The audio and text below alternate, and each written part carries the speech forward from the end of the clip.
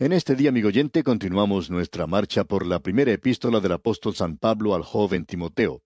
Y nos encontramos considerando lo que dice el capítulo 1, y comenzaremos hoy con el versículo 8. Debemos seguir avanzando ahora, pero esta sección en la que nos encontramos ahora es muy importante. Esta es una sección que nos advierte contra la falsa doctrina.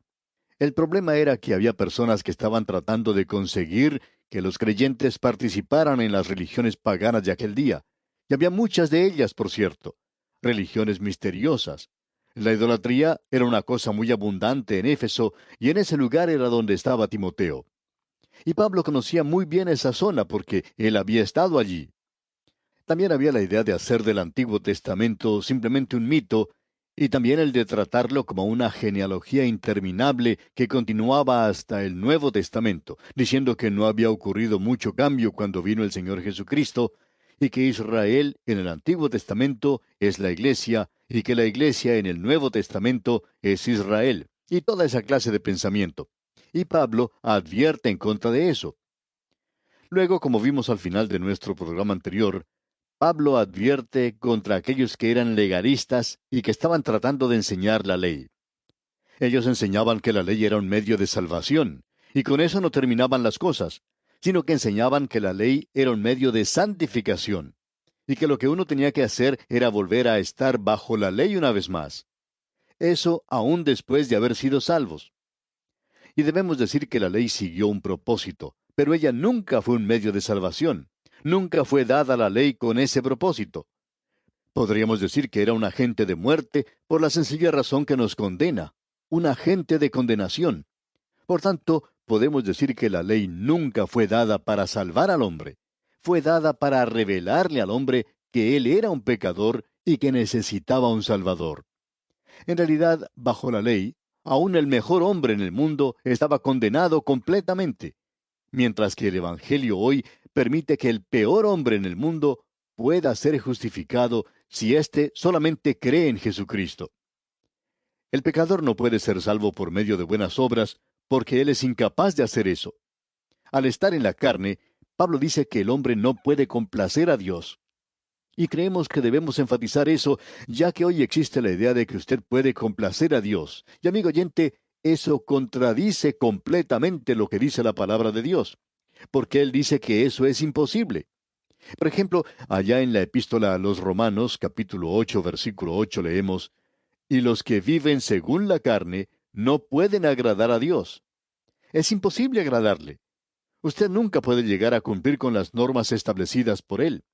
Por tanto, las buenas obras nunca pueden producir salvación. En cambio, la salvación sí puede producir buenas obras. Nosotros no somos salvos por buenas obras, sino que somos salvos para hacer esas buenas obras.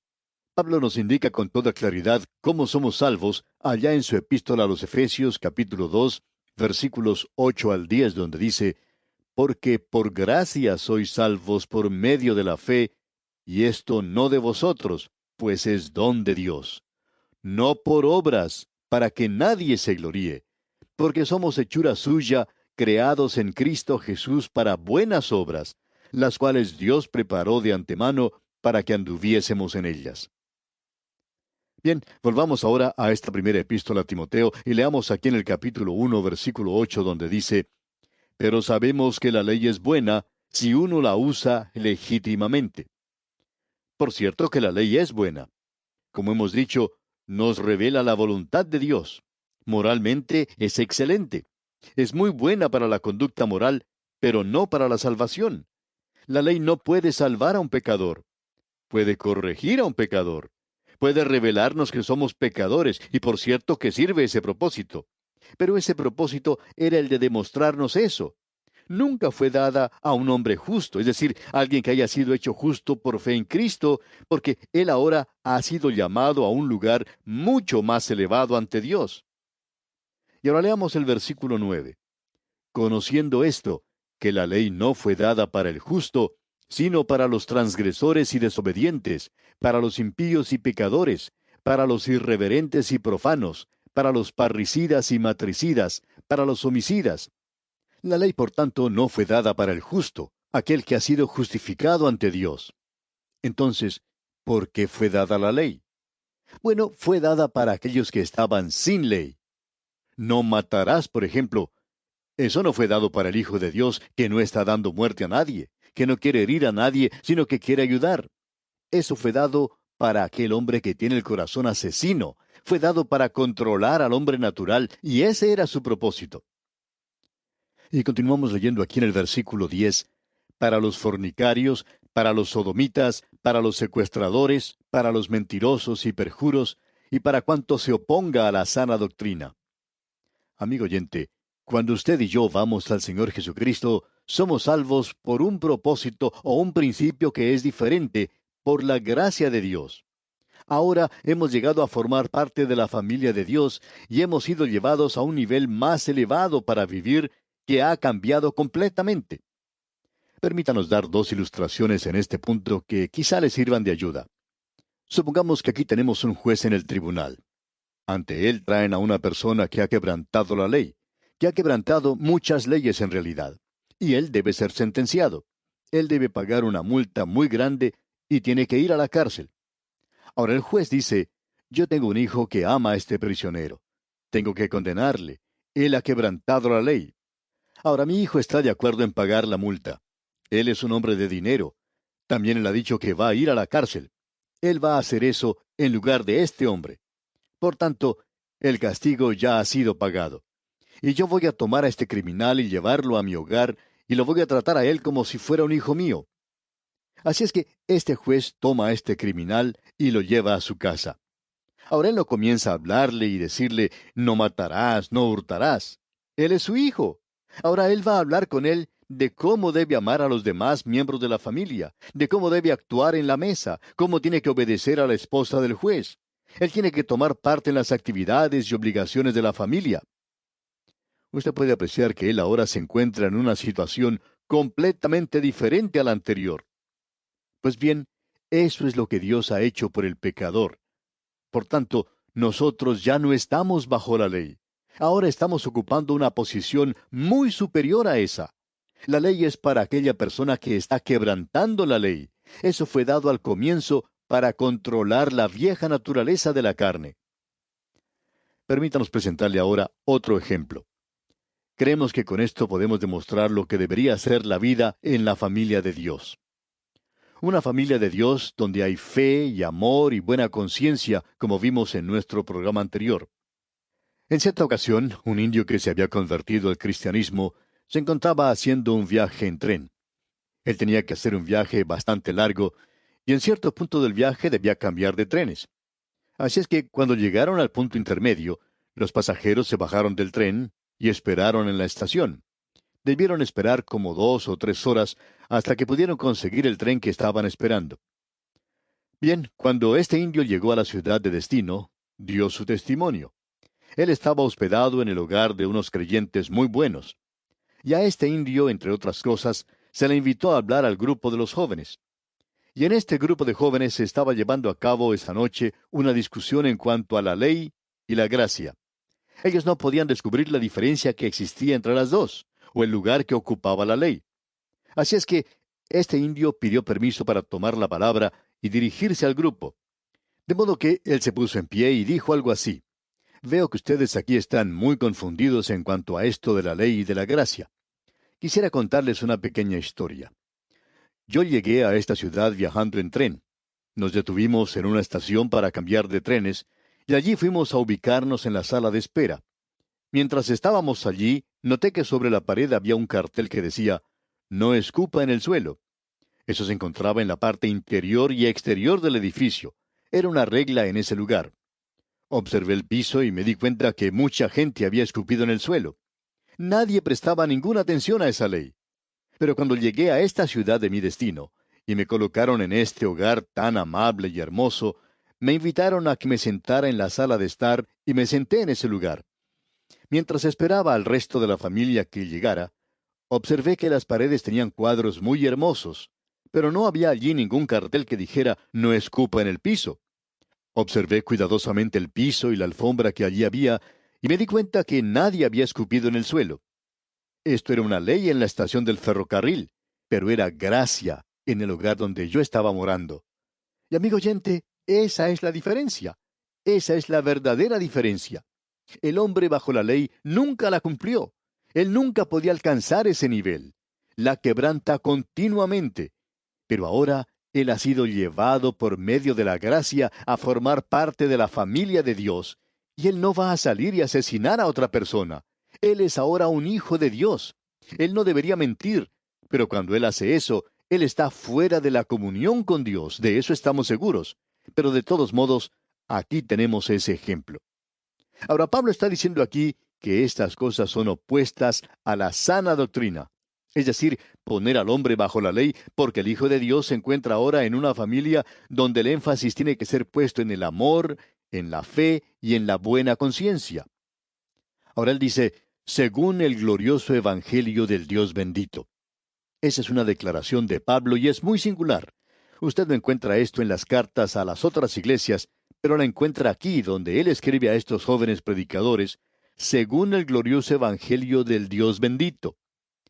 ¿No le parece esta una forma maravillosa de hablar, amigo oyente?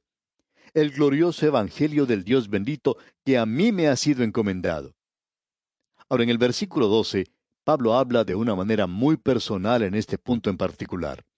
Y quisiéramos que usted note cómo él enfatiza el señorío del Señor Jesucristo. Y esto es algo para el creyente.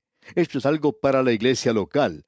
Escuche usted el versículo 12 de este capítulo 1 de la primera epístola a Timoteo.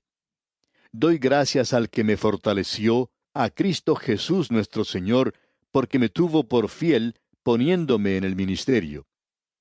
No deseamos hablar demasiado en estos puntos que se presentan aquí, pero creemos que esto es algo bastante importante. Esta palabra ministerio es una palabra muy mal entendida hoy. Todos los creyentes están en el ministerio. En realidad, debemos decir que ninguno de nosotros está fuera del ministerio si somos hijos de Dios. Es decir, que cada creyente tiene un ministerio, y la palabra que se utiliza aquí es la misma palabra que se usa para la palabra diácono, digamos de paso. Y esa es una palabra muy hermosa que tenemos. Él está diciendo aquí, doy gracias a Cristo Jesús, nuestro Señor, porque me tuvo por fiel poniéndome en el ministerio. Todos nosotros somos ministros. Cada creyente es un ministro del Señor Jesucristo. Pablo hasta llama a los gobernantes ministros. Ellos son ministros de Dios, ya que esta gente ha llegado a ocupar ese lugar de poder gracias a los votos de los demás. La gente le dio ese cargo, pero amigo oyente, creemos que Dios está en control y muchas veces dirige lo que ocurre aquí con esta humanidad en la tierra. Y ese hombre, no importa quién sea él, es un ministro de Dios. Así es como ese cargo debería funcionar. Ahora, si funciona así o no, no es lo que estamos tratando aquí en realidad. Lo que queremos enfatizar es que usted es un ministro. A usted se le ha encomendado un servicio que cumplir. Pablo le está dando gracias a Dios porque Él le ha colocado en un servicio, que en su caso en particular era el ser misionero. Ahora, en el versículo 13 del capítulo 1 leemos, habiendo yo sido antes blasfemo, perseguidor e injuriador, mas fui recibido a misericordia, porque lo hice por ignorancia, en incredulidad. Y queremos que usted se dé cuenta de algo, amigo oyente. Pablo toma esta terrible palabra de ser blasfemo, y eso es lo que dice haber sido. Hablando honradamente, amigo oyente, este hombre había blasfemado al Señor Jesucristo. Él le odiaba. Él había cometido lo que de otra manera podría haber sido considerado como un pecado que no tiene perdón. Creemos que él podía haber estado presente en la crucifixión del Señor Jesucristo. Creemos que él hasta ridiculizó al Señor. Y él dice aquí, habiendo yo sido antes blasfemo, perseguidor e injuriador de la iglesia. Notemos que ahora dice, mas fui recibido a misericordia. Cuando Pablo habla acerca de su salvación, él indica que fue salvo por la gracia de Dios, pero fue la misericordia de Dios la que lo colocó a él en el ministerio. Y esa es la razón por la cual decimos constantemente que nosotros tenemos que tener mucha de la misericordia de Dios. Nunca pudimos, por ejemplo, descubrir por qué el Señor nos utilizaría en esta clase de servicio presentando la palabra de Dios. Si alguien nos hubiera dicho que íbamos a estar haciendo eso hace algunos años atrás, quizá le hubiéramos dicho que eso era una cosa absurda. En primer lugar, no teníamos el deseo de hacerlo. Y en segundo lugar, no teníamos nada que nos capacitara para hacer eso. Pero amigo oyente, Dios lo hace por su misericordia. Él nos coloca en el servicio. Él tiene que ser muy misericordioso con nosotros. Hemos usado mucha de su misericordia, pero Él dice que es rico en misericordia. Así es que hemos podido usar mucho de esa misericordia de Dios. Debemos seguir adelante. Pablo dice que lo que él hizo, lo hizo por ignorancia, y que también lo hizo a causa de su incredulidad. Y esa es la condición en que nos encontrábamos la mayoría de nosotros, de eso estamos seguros. Luego en el versículo 14 dice Pablo, pero la gracia de nuestro Señor fue más abundante con la fe y el amor que es en Cristo Jesús. La gracia de Dios le había salvado a él, le llevó a él al lugar de fe y amor que es en Cristo Jesús. Esas son las cosas que deben manifestarse. Y continuando en el versículo 15 leemos, palabra fiel y digna de ser recibida por todos, que Cristo Jesús vino al mundo para salvar a los pecadores, de los cuales yo soy el primero. Y este es un versículo muy importante de las Escrituras, que Él vino al mundo para salvar al mundo pecador. Él no vino al mundo como un gran maestro. Él era eso sin duda alguna. Él no vino aquí a darnos un ejemplo, y Él hizo eso. Él vino a este mundo para salvar a los pecadores. Cuando usted llegue a dar su testimonio, amigo oyente, cerciórese de decirle a la gente no lo maravilloso que usted es hoy y de todas las cosas que ha logrado. Dígales que usted fue un pecador y que Cristo le salvó a usted. Eso es lo importante. De los cuales yo soy el primero, dice Pablo. Ya hemos andado por este terreno anteriormente. Vamos a mencionarlo solamente en forma breve. Cuando Pablo está diciendo que Él es el primero de los pecadores, Él no está exagerando. Él no está utilizando una oratoria muy elocuente. Lo que Él está diciendo es la verdad. Él era el primero de los pecadores. Él había blasfemado al Señor Jesucristo. Él se había burlado de Él. Y como ya hemos dicho, creemos que estuvo presente en la crucifixión del Señor.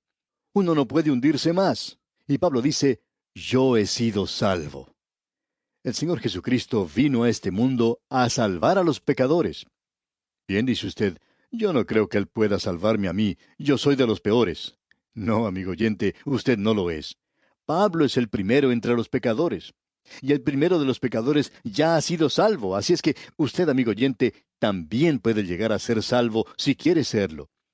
El problema siempre está en usted, como puede apreciarlo.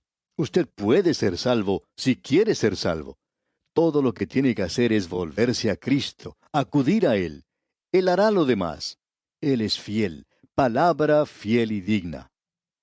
Luego en el versículo 16 dice, pero por esto fui recibido a misericordia, para que Jesucristo mostrase en mí el primero toda su clemencia, para ejemplo de los que habrían de creer en Él para vida eterna.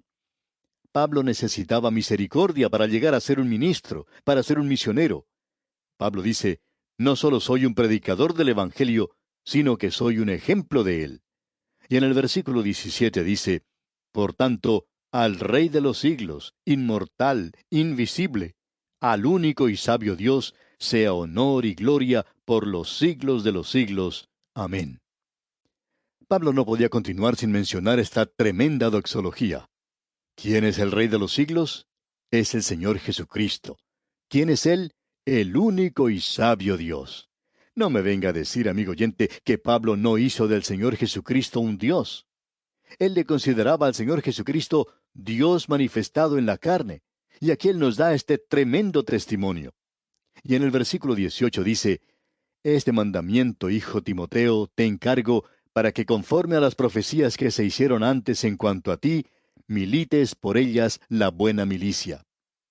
Nosotros aquí en este mundo nos encontramos en una batalla, y cuando uno va a la guerra, nunca debe ir a luchar en una guerra a no ser que su corazón esté en eso, a no ser que usted esté luchando por una causa verdadera, a no ser que usted tenga la intención de lograr la victoria. Y Pablo dice aquí, yo quiero que luches, que milites por ella la buena milicia. Tú tienes un enemigo real y verdadero, y él ha hablado con los creyentes de Éfeso en cuanto al enemigo. Y Timoteo conocía también a ese enemigo. Es una batalla espiritual. Pero vamos a detenernos aquí por hoy. Le sugerimos leer el capítulo 2 de esta interesante epístola para que esté mejor informado de su contenido. Que el Señor le bendiga abundantemente es nuestra ferviente oración.